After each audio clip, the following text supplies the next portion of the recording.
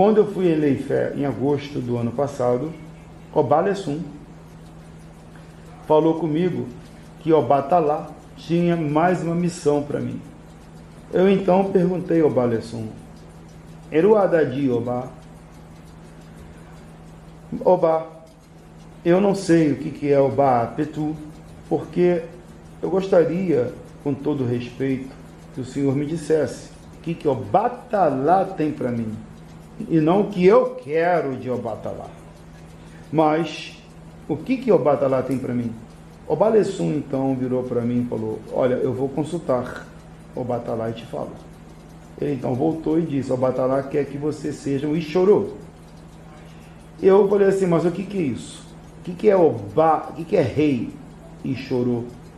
E o que significa Obá Ixorô e Obá não sendo Ixorô? Ele explicou que Ixorô é o Obá que entra nos mistérios secretos mais profundos dentro da floresta, onde o próprio Obá Talá viveu e se transformou. Eu não posso falar aqui em público, numa situação sagrada, tipo assim, virou um objeto inanimado, porém sagrado, com a representação dele. E é o único Obá que entra nessa floresta por 9 dias. Eu falei, qual a diferença do outro Obá? Existe o Obá de um dia. O que é isso?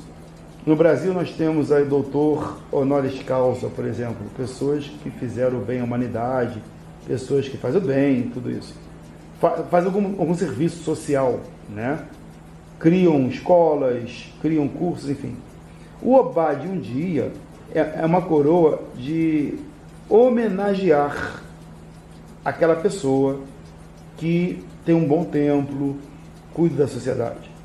E existe o Obá Ixorô, que já é o Obá de magia, é o rei que conhece os segredos íntimos de Oxalá, de Obá Talá.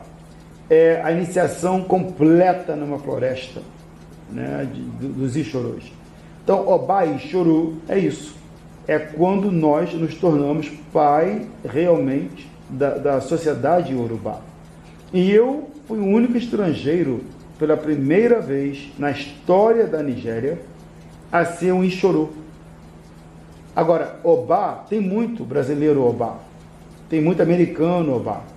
Agora, Obá Ixorô, só tem eu fiquei honrado por isso, né, de Obá Talá ter me escolhido no meio de 7 bilhões de pessoas.